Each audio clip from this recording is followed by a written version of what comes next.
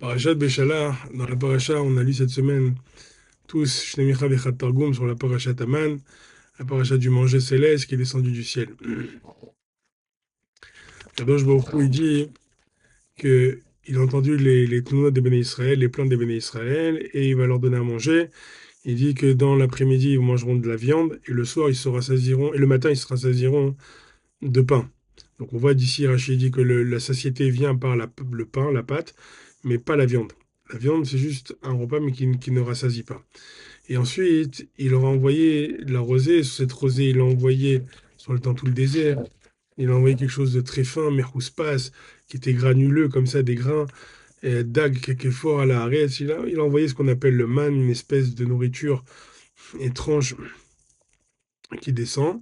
Les Béné Israël, ils ont vu ça, ils ont dit, chacun avec son frère, Vayirou Béné Israël, Vayomou Ishel Ahiv, Manon, c'est quoi? C'est le man. Kilo Yado Mahu. Ils ne savaient pas c'est quoi. Alors ils ont dit Manu, ça s'appelle le man. Vayomer Moshe el Alehem, Hu Alechem Asher Natan Hashem Lachem Leochla. Ça, c'est le pain qu'Hachem il vous a donné pour manger. Et donc, il faut ramasser ça tous les jours. Il y a pas moyen de pouvoir le stocker. Si quelqu'un cherchait à le stocker, évidemment, ça ne marchait pas. Et pourtant, c'est ce qu'on demande aujourd'hui. Ce qu'on demande la parnassa comme le man. On demande, on fait tous la ségoula, tout le monde demande.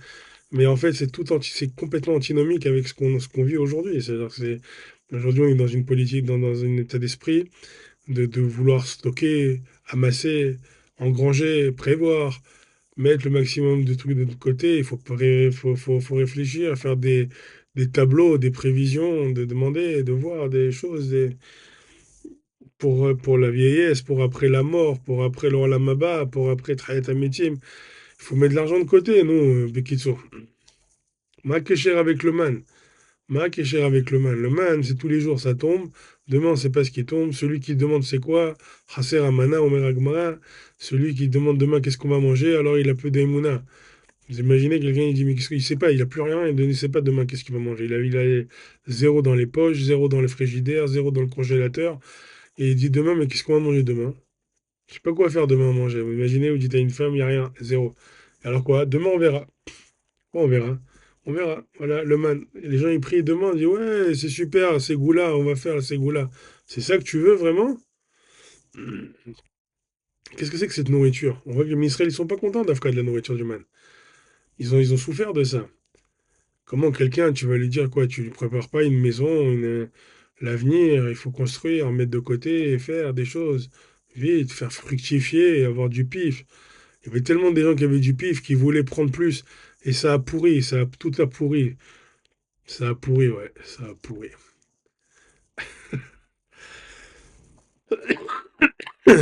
Ça a pourri. Aïe, aïe, aïe. D'ailleurs,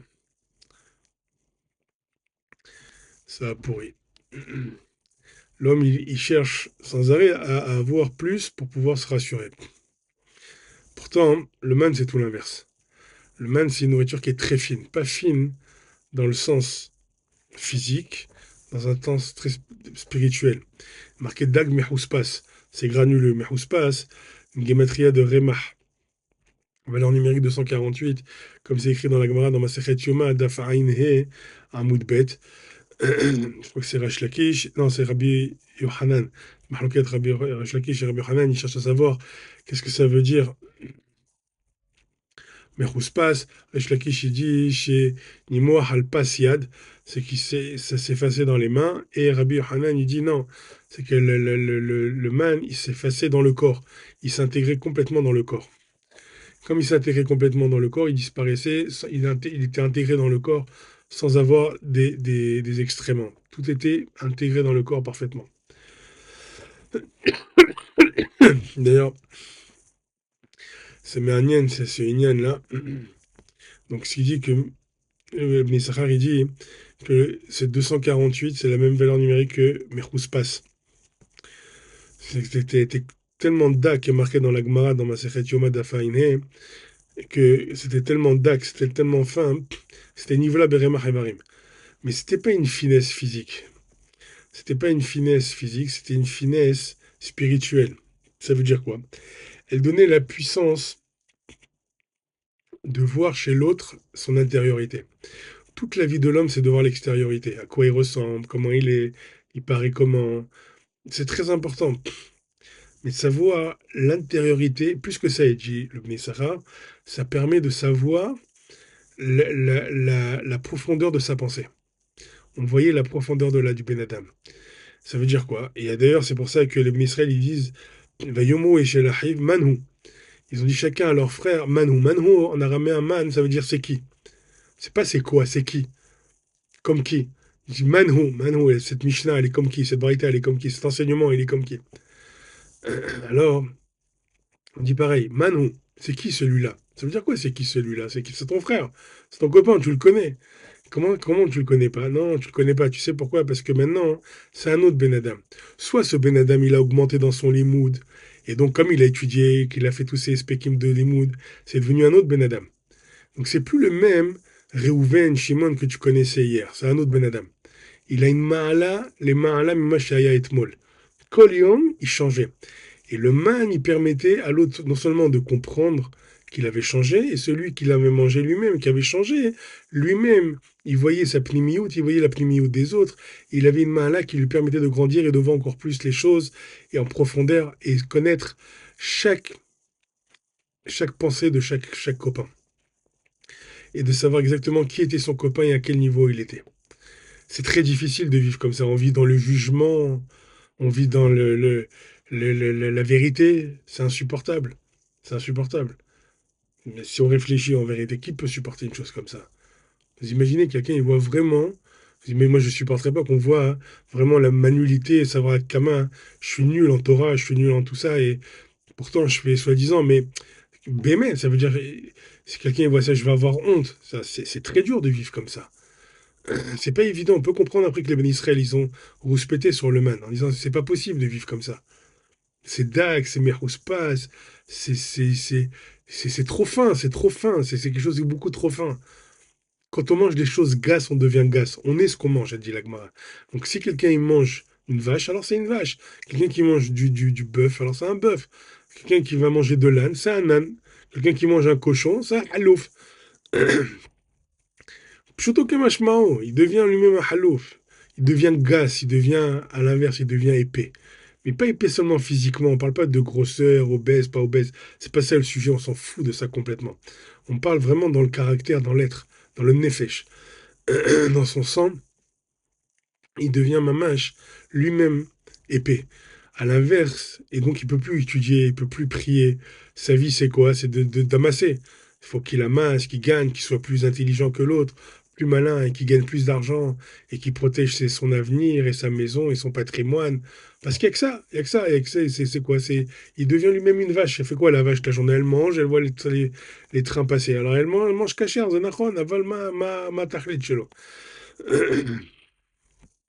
De manger, de se reproduire et de mourir. Et là, quelqu'un qui mange la finesse, qui mange la spiritualité, qui mange le man, il est plus dans cette dimension. Il est dans la finesse. Il commence à comprendre les mahashavot. Il voit la finesse de chaque pensée et de chacun et de chaque être intérieur. Parce qu'on est ce qu'on pense. Et on pense qu'on est, et dans son limoud, quand quelqu'un il augmente dans son limoud, alors il est un autre homme. Et donc, quand je vois quelqu'un qui a augmenté, c'est pas le même bon Adam qui c'était hier. S'il est encore plus fort en Shabbat, en Choshen Mishpat, en Dîner Nezikim, ou en Dîner Nida, Vechoulé, on voit que c'est plus le même Ben Adam. Alors, à ce moment-là, on voit quelqu'un d'autre, et on dit, mais c'est qui ça? Manhu, c'est qui lui? Ish Elahim, c'est qui celui-là? Ça, c'était la force du man. Le man, c'était de dévoiler la force intérieure de, ce que, de voir la mahashava du nefesh. C'est très profond, c'est vraiment très très fin et très profond. De voir la mahashava du nefesh, voir la pensée, mais de l'âme intérieure, qui naît où en mer la golgolette. C'est pour ça qu'il dit chacun il prend une mesure pour son crâne.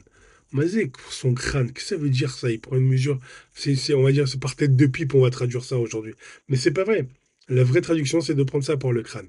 Ça veut dire quoi, hein? Ça veut dire que c'est mitkaven, l'école nefesh. C'est ce que c'est chacun avec sa neshama en vérité. Et ça, hein, chacun, il savait exactement combien il devait prendre. Et ça éclaircissait le nefesh de l'homme. De la même façon que la nourriture, elle obscurcit le corps et le nefesh du corps, c'est la neshama qui est dans le corps, et la neshama animale de l'homme, parce qu'il y a une neshama spirituelle, une neshama qui est matérielle. La neshama matérielle, BMA, ce qu'on appelle la neshama BMI de l'homme, elle devient épaisse par rapport à ce qu'il mange. Et cette neshama aussi, malheureusement, elle peut être touchée par ça, par cette nourriture qui devient gaz, quelqu'un qui pense tout le temps à manger pour manger et pas pour servir Hachem, alors sa nourriture, elle détruit son avodat Hachem. Il peut plus étudier, il devient lourd. Il devient comme une vache, comme on a dit, comme un bœuf. Ah, Barminan, s'il mange encore plus des choses, des shratzim, urmasim, des choses dégoûtantes, des serpents, ou des je sais pas quoi, des grenouilles, des mains. Alors c'est vrai qu'il va devenir encore plus aussi dégoûtant.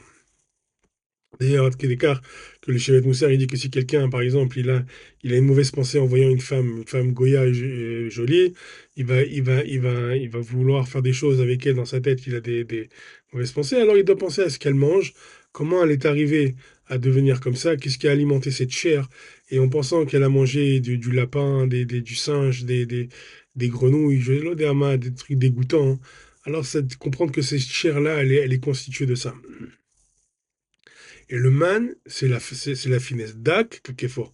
C'est ça, c'est très très fin. C'est des choses qui sont très fines, qui sont fines à d'écart, qu'on arrive à voir la pensée de chacun, qu'on arrive à voir la pnimiout et les pensées et la façon d'être de chacun. Si quelqu'un il n'a pas augmenté dans son limoud, il a régressé forcément. Donc s'il a régressé, c'est plus même Ben Adam. Donc s'il n'est plus le Ben Adam, on va le voir, on va dire Manon, c'est qui? À l'inverse, s'il a augmenté dans son limoud, si son limoud il était très fort, parce que N Bet Midrash Belo Hidouche, comme Shekatoub Masechet Hagiga. Chaque jour, quelqu'un, quand il étudie, il a des Hidushim. S'il n'a pas de Hidouche, c'est qu'il n'y a pas de Bet Midrash, c'est qu'il n'y a pas de Limoud. Et ça, c'est un autre Ben Adam. Après, Akadosh Baruch Hu, il dit à Aaron, carte Senet, prends avec toi une espèce de récipient, mets dedans le man. Rashi, il dit que c'est une espèce de vase en argile, quelque chose en argile, comme ça, un récipient en argile, dans lequel tu vas mettre dedans le man, pour qu'on sache pour toutes les générations que ça existait. Pourquoi Dafka le man? Pourquoi pas les nuées à Kavod? Pourquoi pas les nuées? Pourquoi pas autre chose? Parce que le man, dit Ibn Issachar, que Tinsen Taïka, c'est la même gematria que Hamisha Paramim Kol. C'est que ça peut être la même valeur numérique que ces Kol. C'est quoi 5 fois Kol, la voix? Les 5 voix, c'est Kol Sasson, Kol Simha, Kol Hatan, Kol Kala. C'est ce qu'on dit sous la choupa. Et ce qu'on dit dans la Gemara, que tout celui qui est Neena, Mi Simhat Hatan, Kala, Velo, Mesamer, et Hatan, et Kala. Envers Al-Hamisha Kolot, que tout celui qui profite d'une Simha Hatan, Kala sans et Mesamer le Hatan Ekala, il transgresse les 5 voies qu'Akadosh Baruch Hu il donne sous la choupa, Kol Sasson, Kol Simcha, Kol Hatan, Kol Kala. Et c'est quoi ces Kol Sasson et Kol Simcha? C'est Matan Torah. À Matan Torah, Kadosh Baruch Hu il a fait une bracha au Hatan, ça veut dire au Am Israël. Il a donné une bracha, Beshefa, qui puisse tenir son engagement envers la Kala. De la même façon, il le fait à tous les Hatanim qui puissent s'engager sur la choupa, sur la ktuva, c'est-à-dire de fournir de la nourriture, de donner des vêtements, de financer sa femme et sa maison. Alors, Akadosh Baruch Hu, il a béni. Il a béni avec cette sinsenet, Hamisha, Pahamim, Kol, 5 fois Kol, c'est les 5 Kol, Kol Sasson, Kol Simcha, Kol Hatan, Kol Kala. Ces 5 kolotes qui sont en réalité les 5 voies sous la choupa du Hatan et de la Kala. Et Akadosh Baruch Hu, il a donné ce siman de Shefa à Aaron, qui était lui-même Shushvina, comme il est marqué dans le Zohar. Aaron, c'était l'invité de Shushbina, c'était les invités qu'il y avait sous la choupa pour témoigner de la simcha de Matan Torah. Et il dit, viens avec ça au Hatan, donne ça au Hatan, qui comprennent qui doit s'investir dans l'Imoud Torah, qui est ma fille, qui est la Kala, et il doit arriver ensuite dans la maison, qui est le Beth Amikdash, là-bas, qui était le summum du Shefa, du summum de l'abondance, où toute l'abondance du monde sortait de là-bas. Et d'ailleurs, il dit le Meïsachar, on comprend mieux le minag de casser le verre sous la choupa. Le Khatan, il casse un verre sous la choupa à la fin des brachot, en souvenir du destruction du Beth Amikdash. Pourquoi? Parce que ça rappelle en fait la Tinsenet. Ça rappelle cette petite ustensile en argile, dans lequel on mettait le man, qui était la symbolique que Kadosh Baruch Hu a voulu donner au Hatan, pour qu'il se rappelle qu'il allait avoir la bracha, que Dieu le bénit à partir de maintenant, avec les Hamisha Kolot, et qu'avec ces Hamisha Kolot, c'est une scénette du man, alors il va avoir la bracha, il va pouvoir financer sa femme, sa maison, et Kadosh Baruch Hu va donner la parnassa à Beshefa.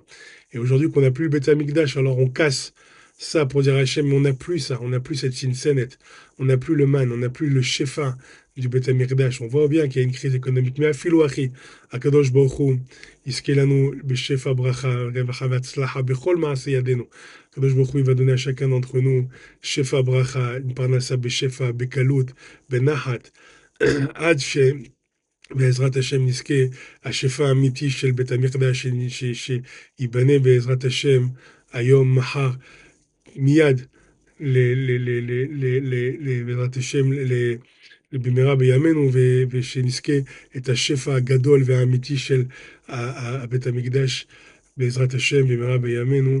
אמן. שבת שלום וברכה.